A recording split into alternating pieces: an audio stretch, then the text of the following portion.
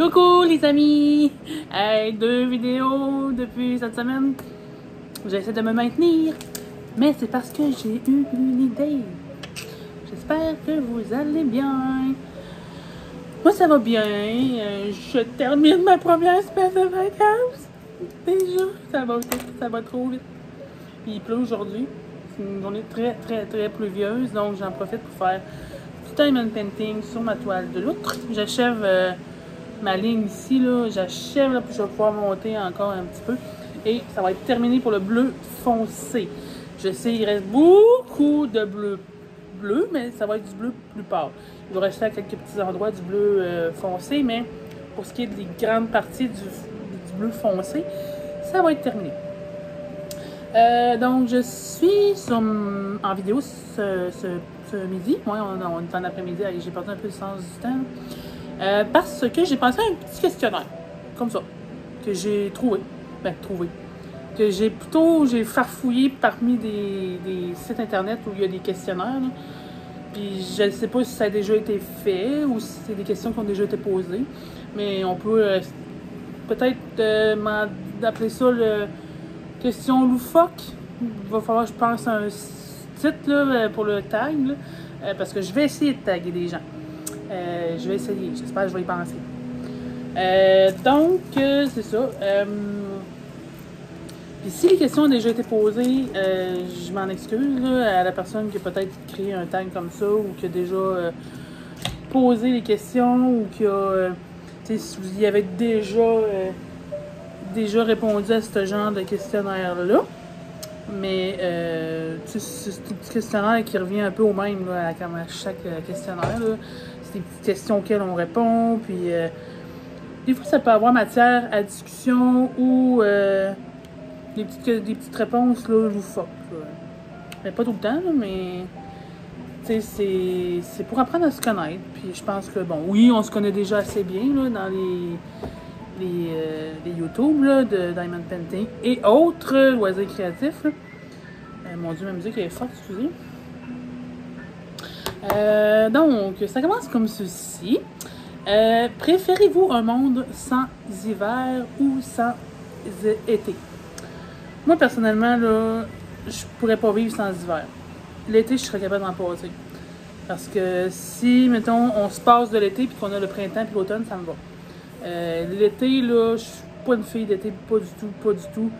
Je fais pas de sport d'été, à part aller une fois de temps en temps, faire un bateau, là, mais c'est rare, je vais me baigner. Je fais pas plus de sport d'hiver, là, malgré tout, là, mais je suis pas. Je peux pas dire que je fais le sport en. En même temps, exemple, là, j'aime ça me baigner, mais je suis pas une sportive de natation. Là. Je veux dire, je me baigne, mais pour m'amuser, pour me plonger dans l'eau, puis me relaxer dans l'eau. Mais je suis pas... mais c'est sûr, je suis pas plus hiver, je suis pas plus sport d'hiver, encore moins, parce que l'hiver, il fait froid, mais j'aime bien avoir froid qu'avoir chaud. Les étés, là, avec les 40 degrés, là, ça, je trouve ça insupportable. L'humidité là, est insupportable. L'hiver aussi, on a une humidité insupportable, mais ça se... Moi, je pourrais dire... Tu sais, l'hiver, là, il fait froid, là, puis là, tu t'emmitoufles dans une doudou, t'es bien, puis tu mets ton gros pyjama chaud, ta robe de chambre.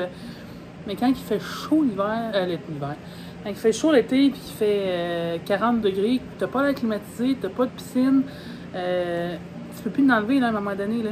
Tu sais, c'est bien de valeur, mais... Oui, chez toi, à la limite, tu peux te mettre tout nu, mais en tout cas, c'est pas la même chose. Donc, ouais, moi, je vivrais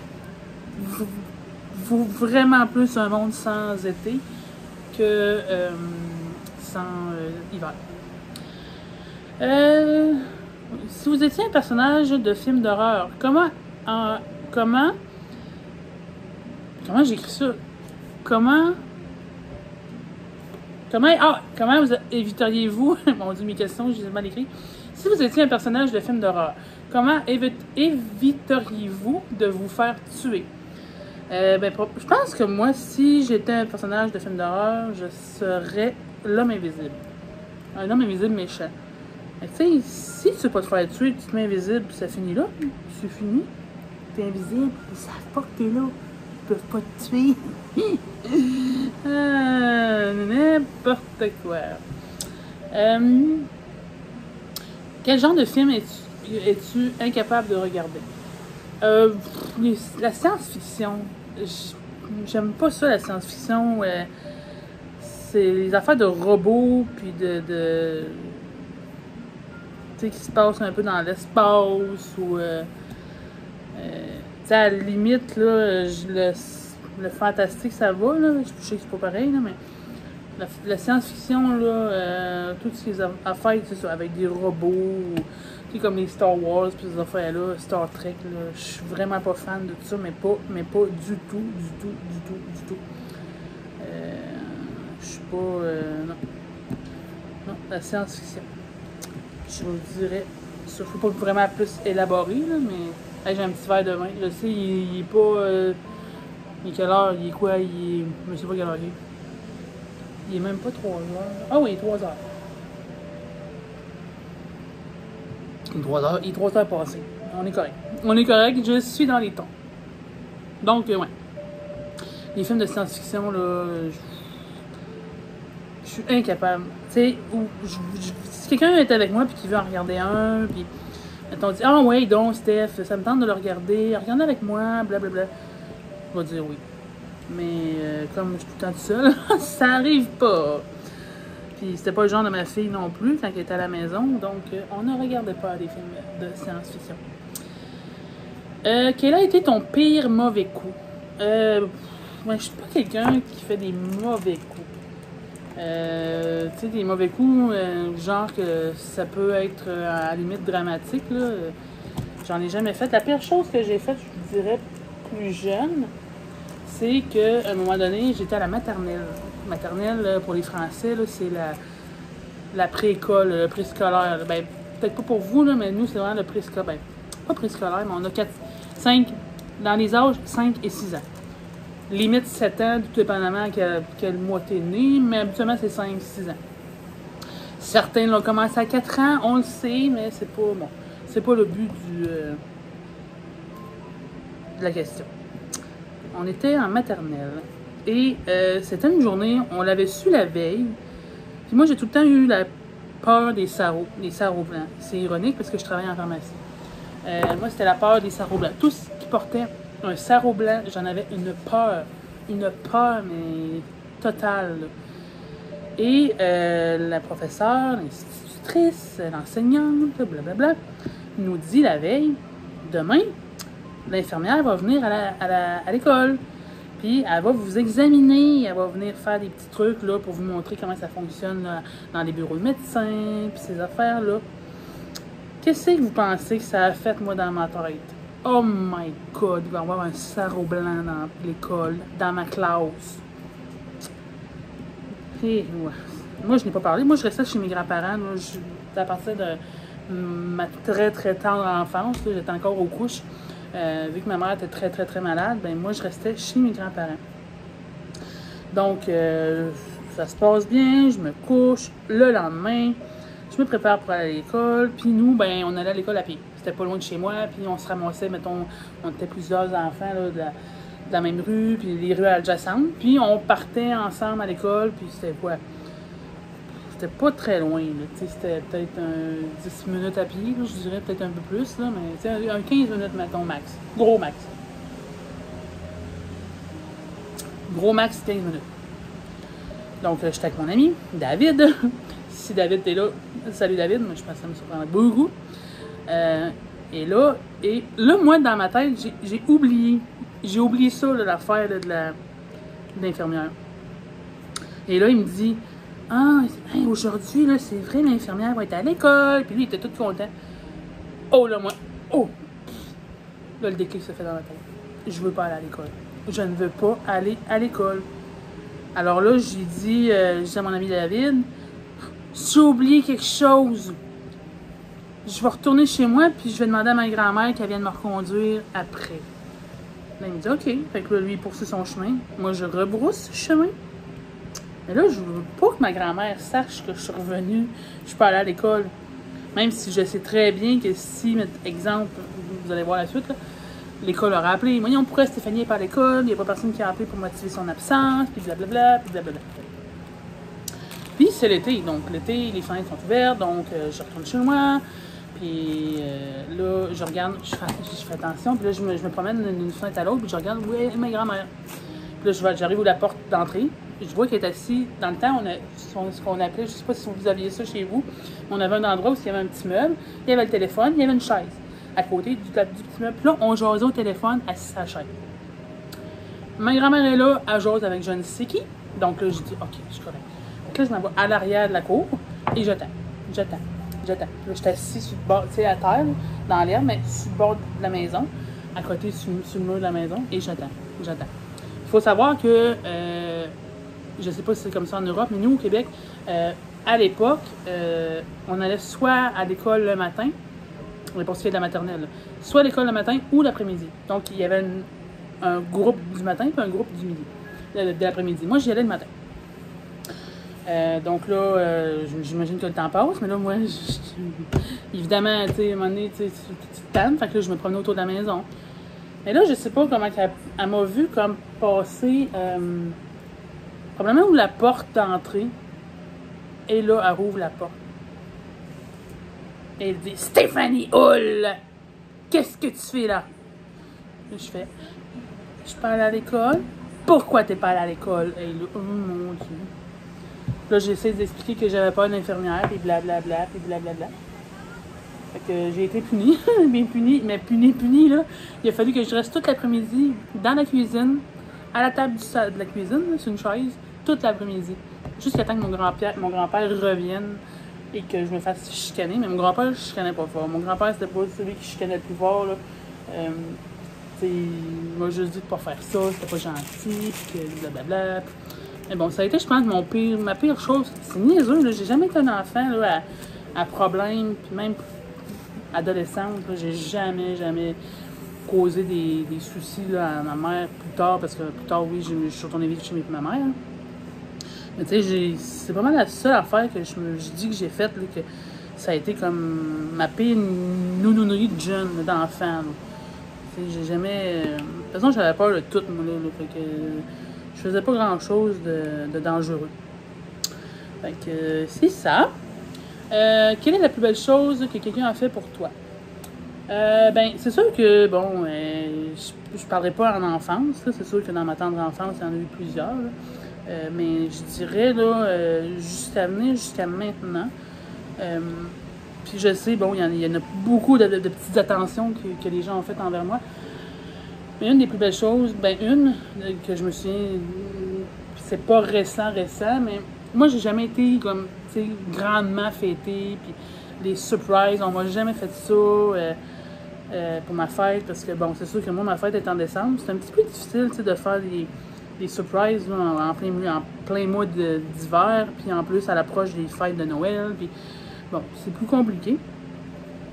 Et je pense que c'est à mes 40 ans. Ah, écoute, ça fait tellement longtemps que je me souviens même pas l'âge que j'ai eu quand c'est arrivé. C'était la personne qui s'occupait de la jument à ma fille, là, chez qui la jument à ma fille était en pension. Elle m'a fait un surprise, mais un vrai surprise. Tu sais, que tu t'en attends mais pas en tout. Puis que tu t'attends pas en tout aux invités qu'il faut avoir là. Tu sais, elle avait invité mon frère, elle avait invité Pascal, son copain. Il y avait une de mes collègues qui était là. Il y avait des gens de l'écurie. J'ai été tellement surprise. Là. J'ai jamais été. Ben, tu sais, je veux dire, j'ai jamais vraiment eu une surprise comme ça pour ma fête. Bon, il y avait eu la fois où Pascal et son copain étaient venus là, souper avec moi, puis que par hasard, je travaillais, puis boum, je les ai vus dans la salle d'attente. Mais tu sais, ça a tout le temps été des trucs comme ça, un peu pour ma fête, tu sais, c'est... Mais tu sais, de pas le savoir. Je pense que c'est ça. Mais un gros surprise, là, avec tout le monde que j'aime, puis on était dans un bon restaurant, c'était bon, puis on avait eu du fun, puis c'était vraiment bien, là. En tout cas, je vais m'en souvenir très longtemps. Très longtemps. Ouais. C'est anodin, là, tu sais, c'est pas... C'est pas quelque chose comme je me suis fait payer un gros voyage dans le sud, là. Tu sais, c'est anodin, là. C'est un petit surprise comme ça, là. Mais. Moi, ça me prend pas grand-chose pour me satisfaire, là, tu sais, me faire plaisir. Quel conseil appliques-tu au quotidien? Ben moi, on m'a tout le temps dit, puis je me souviens même plus, je pense que c'était un professeur en 5e année qui m'avait dit, parce que je me faisais beaucoup harceler quand j'étais à l'école. Elle m'avait dit à un moment donné, tu sais, elle dit, Stéphanie, elle dit, faut pas que tu t'arrêtes à ce que les gens pensent de toi. Fais ce qui te plaît, puis il y avait quelqu'un d'autre aussi plus tard qui m'avait dit ça, puis je l'applique depuis ce temps-là. Ben, c'est sûr que j'ai continué à me faire harceler, mais je m'en foutais un peu plus à ce moment-là. Tu sais, surtout au secondaire, là, j'ai commencé à m'en foutre pas mal, puis à me dire « fuck off ». Plus tard, de toute façon, ces personnes-là, ils seront pas mieux. Je dis, quand t'es rendu que faut que tu t'acharnes sur des gens, puis non. Donc, je me suis toujours, maintenant, je me suis jamais préoccupée de ce que le monde pense de moi. J'ai pas peur du ridicule, puis c'est pour ça, des fois, je fais des vidéos stupides, là, puis dans mes vidéos, je fais aucun montage, j'ai pas peur du ridicule, j'ai pas peur de ce que les gens pensent, puis si les gens m'aiment pas, si les gens trouvent que je suis ci, je suis ça, je m'en balance. Qu'est-ce que vous voulez que je fasse? Je veux dire, tu m'aimes pas, tu m'aimes pas, tu m'aimes. Je force pas les gens à m'aimer, puis je forcerai pas non plus pour que les gens m'aiment. Je ferai pas des efforts, ben, dépendamment de la situation, mais je vais pas faire en sorte de faire des choses juste parce que je veux que les gens m'aiment. Non, j'ai jamais fait ça, puis je le ferai jamais.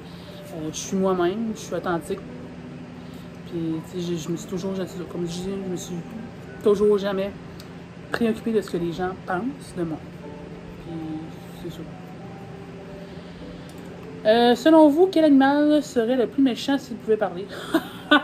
Le chat! Le chat, évidemment. Parce que le chat, il se fout de tout. Il est tout le temps, on dirait tout le temps qu'il te regarde avec jugement. Il est tout le temps. Je pense que c'est le chat, là, s'il y avait à parler, là, oh my god, ça serait pas beau. Ça serait pas beau. Parce que de un, ils sont hyper indépendants, ils sont rois, ils pensent qu'ils sont les boss partout. Puis non, je pense que honnêtement, si le chat pouvait parler, il n'y a plus personne qui aurait des chats chez eux. Là. Les chats sortiraient des maisons, c'est clair. Il n'y aurait plus de chats nulle part. Quelle croyance gênante avais-tu quand tu étais enfant? J'ai jamais vraiment eu des croyances gênantes, mais une que j'ai cru longtemps à cause de mon frère. Parce que mon frère m'avait dit une fois, si tu avales ton cœur de pomme, il va te pousser un pommier dans le ventre. Puis à chaque fois que j'avalais des pépins de pommes, je me mettais à pleurer. Puis là, j'allais voir ma grand-mère. Mais moi, je l'appelais Mémé, ma grand-mère. Là, je dis, Mémé, j'ai avalé des pépins de pommes, il va me pousser un arbre dans le ventre. Puis là, elle a partagé. Elle dit, voyons donc, ne crois pas à tout ce que ton frère t'a dit, là. Puis là, ben, c'est ça. J'y croyais. J'y cru longtemps, ben, moi, dans mon enfance. J'y crois pas à ça, on s'entend. Si tu veux remonter le temps, à quelle époque irais-tu? Ben, c'est sûr que je pense que je reviendrai à mon époque d'enfance, tu sais, où tu n'as pas à être préoccupé de rien, tu t'amuses avec tes amis, tu n'as pas à te soucier des paiements, tu n'as pas à te soucier de rien. Puis, tu sais, que tu fais ta best life, là, comme on dit, là.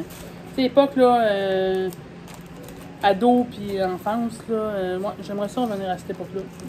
Ouais, sans responsabilité, exemple, là, à part la responsabilité d'aller à l'école, là. Mais ouais. Ouais, je pense que ouais, je reviendrai à cette époque-là. Jeune enfance puis ado. Tu sais que tu fais juste t'amuser, puis nous, je me souviens, tu rentres tard le soir, t'attends quand il fait noir.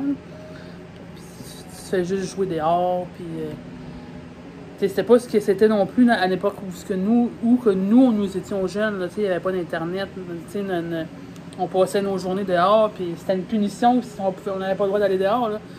C'était une punition si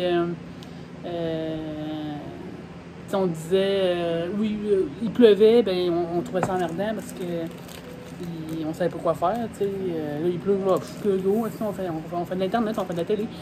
Mais à cette époque-là, ben, s'il pleuvait, ben, on s'emmerdait.